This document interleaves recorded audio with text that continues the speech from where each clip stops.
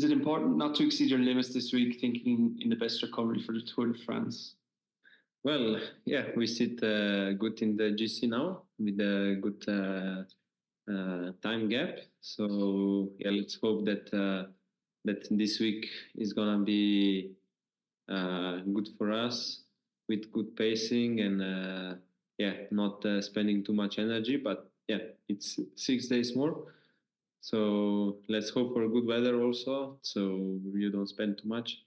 And yeah, let's first let's get through the Giro, and then yeah, in 1 week we can start focusing 110% on the Tour de France. Yesterday you did maybe the best high mountain stage ever. Do you think it showed an improvement in these kind of stages where you lost the last 2 editions of the Tour? For sure, it was one of the top performances I did in the high mountains.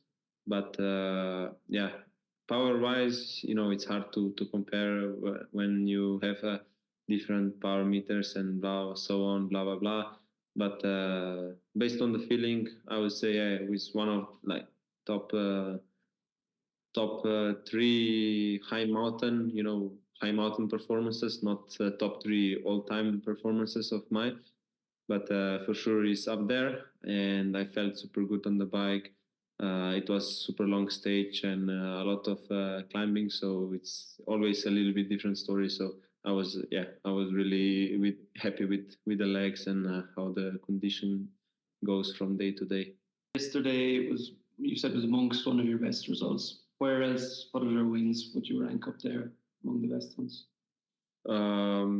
Yeah, I mean, there's a lot of wins that have much more weight on it. But I said specifically for a Grand Tour that if you win a Queen Stage, is one of the biggest thing that the cyclists can do. I didn't say that exactly that is one of the biggest win for me, but is, yeah, I would say again among the top. If I try to categorize all, but it's so hard to categorize all the victories, especially when you win like Tour de France and monuments. So yeah, but to win a Queen Stage in a Grand Tour is something really special.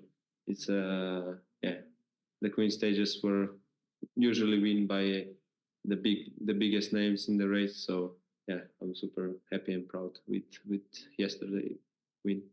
Now that the gaps in the overall are more sizable, we'll say, are we going to see a more conservative strategy going into the last week? Yeah, let's see. Let's see how the team feels also.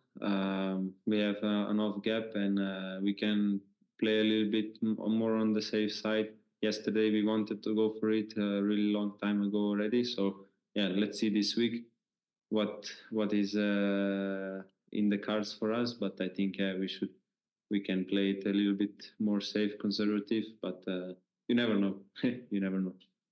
Can you tell us more about what the fans mean to you and how important they are for the sport? And what's your favorite memory involving fans? Yeah, the fans. Without the fans, there would not be cycling. We would not be here right now. There would not be sports journalists. And yeah, all in all, the fans are the key to have a spectacle like this. And here in the Giro, I've been experiencing some really amazing fans cheering my name for 200 kilometers alongside the road. So it was really unbelievable. And yesterday was crazy on the final climb as well. So yeah, fans always give you extra motivation, and yeah, you can push through the limit when they're so loud in your ears that you think you're gonna be deaf because they scream so much. But yeah, this gives you really a big boost. Do you still have any worries before the last week of the Giro? And how well do you know the last week? How well do you know the stages? What's coming? Yeah, well, tomorrow we still is uncertainty how the race will go because with Stelvio and the weather, I have no idea what's going on. But yeah, first tomorrow we need to survive good as a team, and then I need to check a little bit more into detail today the stages, but for sure Monte Grappa is the stage 20 will be one of the hardest as well here, with 2 long climbs in a row to the finish descent. This is gonna be really a good stage, and then Rome, I think we can I hope we have a easy but then really fast finish. Dane Cash from Escape is asking a bit about your calendar. Do you feel like the Giro has given you all the pre-race before the tour that you need, or are you considering doing the Dauphiné or Swiss? I think I never did Giro tour, so but based on what people say, always if you finish Giro good and recover after it, you have a really good luck in the Tour de France. So let's hope for that. I hope I experience the same like the others when they did the double.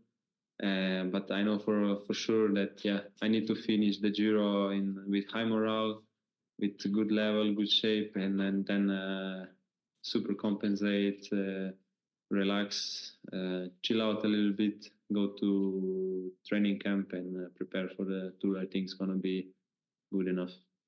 Obviously, Rafa Majka has been the last man in the climbs all through this Giro. How do you see that relationship and how that works on the bike? Rafa, as I always say, I see him more than maybe my girlfriend, or for sure I see him more than my family. So we know each other really well, and we spend a lot of time in training camps, in all the races. We know each other pretty good, how we race. And sometimes there is not a lot of communications in the race, because we just know, we see each other how we feel already, how he's turning the legs, or the body language tells you a lot already when you know somebody really good. So we have a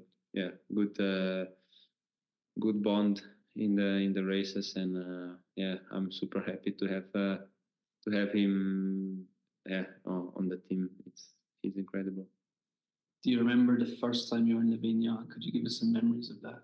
Yeah, the first time in Livigno was my first year juniors. We were in training camp with the national team in St. Moritz, actually. We didn't have a lot of money, but so now you're thinking why you were in St. Moritz, not somewhere cheaper, no? But our national coach find one old house, and we were there for 10 days, I think. It was quite cheap, but then the food and everything was super expensive. So we, on a rest day, we drove with an old van to Livigno just to get some groceries and put the gasoline in. So this was my first time in Livigno, and then I had a lot of great memories after that. Also, then it's where I started to date Urshka, and since then my life's been great. So Livigno is a really nice place for me. What's the most surprising aspect of the Giro so far, and has there been a tough or difficult moment that you can remember? Well, I mean, surprising, I don't know.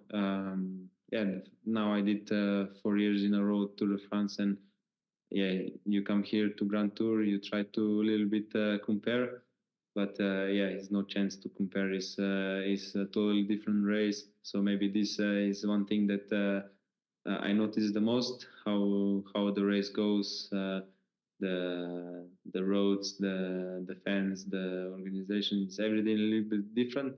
So it's a different vibe, but it's super nice. But then based on the racing itself, it's been so far smooth. So no surprises too much. But I'm super happy that I've been feeling good on the TT bike, and also yesterday in the high mountains, you know. So yeah, all went pretty smooth until now. At the start of the Giro, did you imagine that it could be more difficult to obtain the Maglia Rosa? And what were your feelings about wearing it for the first time, Maglia Rosa? Yeah, yeah, to have a pink jersey in Giro was a long time dream, and yeah, my calendar never allowed me to go to Giro, so yeah, to take on the pink jersey in second day, it was an incredible moment, really beautiful, and I can see how big it is, pink jersey, especially here in Italy.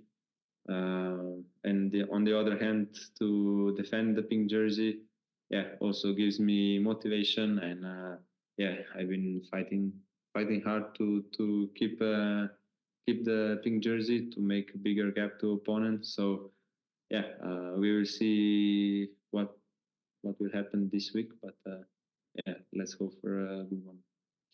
Tadej, are you the best moment of your career? And could this be the best moment of your career?